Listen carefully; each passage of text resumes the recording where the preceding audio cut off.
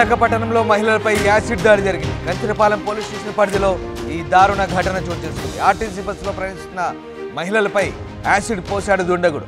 దాడికి గురైన ముగ్గురు మహిళలకు ఆసుపత్రికి తరలించారు.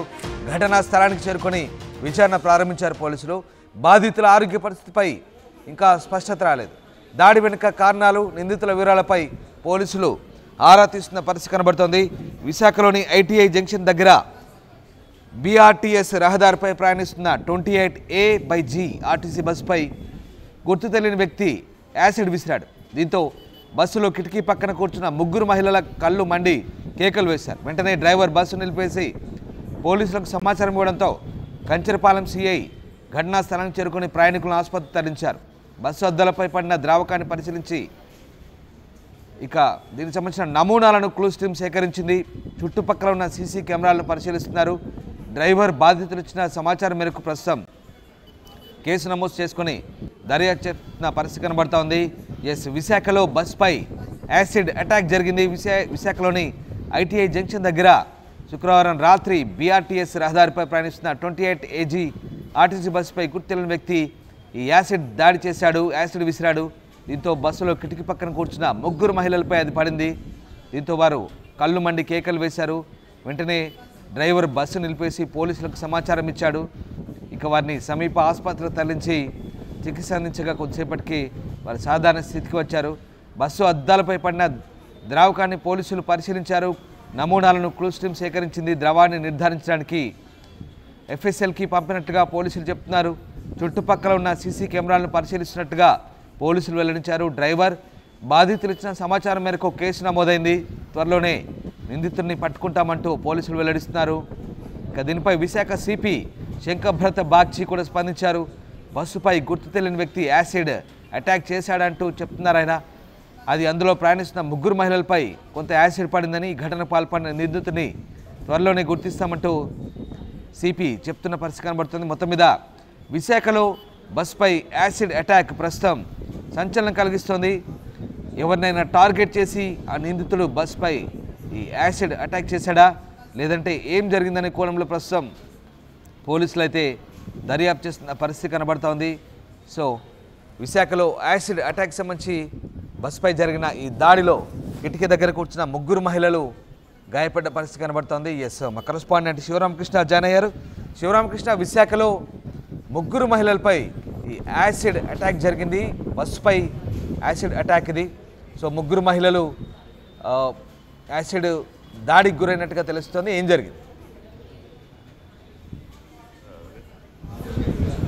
మహిళలపై యాసిడ్ దాడి అయితే జరిగింది. ఇది కంచరపాలెం అంటే 5th town police station limits పరిధిలో గవర్నమెంట్ ఐటీఐ కాలేజ్ అయితే ఒకటి ఉంది. ఆ కాలేజ్ ముందు నుంచి బస్సు వెళ్తుండగా ఒక దుండగుడు బస్సులో కిటికీ పక్క కూర్చున్న మహిళలపై, మహిళలంటే వీళ్ళంతా కాలేజ్ స్టూడెంట్స్ ముగ్గురును, వాళ్ళు కాలేజ్ నుంచి ఇంటికి తిరిగి వెళ్తున్న క్రమంలో బస్సులో వెళ్తున్నప్పుడు ఈ దుండగుడు ఒకడు వాళ్ళ మీద ఒక ద్రవం అయితే జల్లడం అయితే జరిగింది.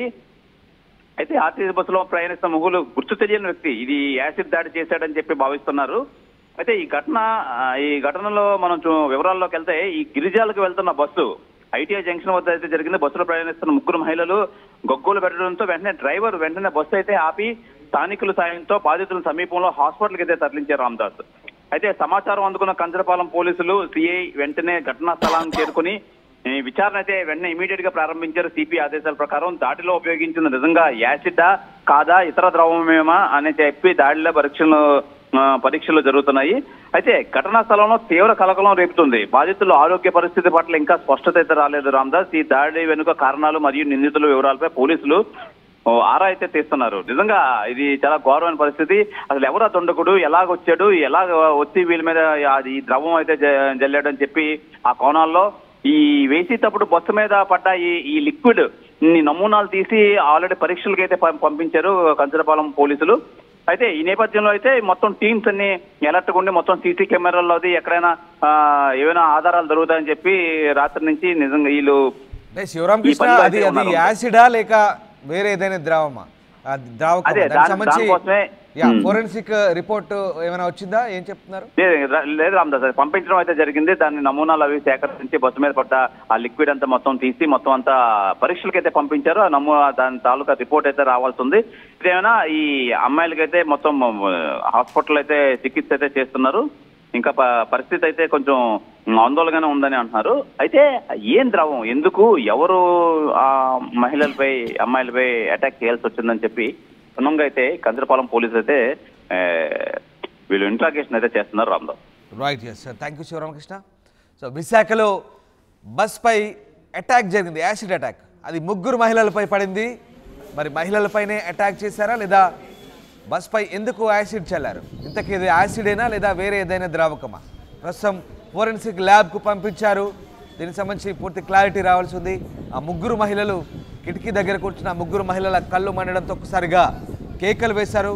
కంచరపాలెం సిఐ వెంటనే మహిళల్ని ఆసుపత్రిలో చేర్పించారు.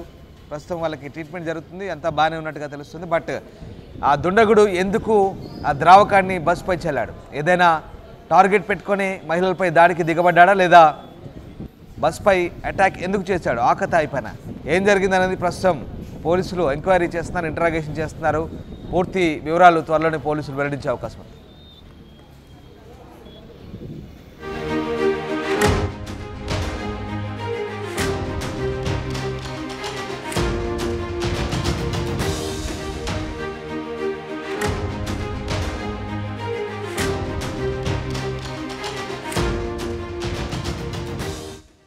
ఆర్టీవీ యాప్ వార్తల్ని క్షణాల్లో చదివే అవకాశం ఉంటుంది. ఒక న్యూస్ పేపర్, ఒక టెలివిజన్ ఛానల్ మీ చేతుల్లో ఎప్పుడూ ఉంటాయి.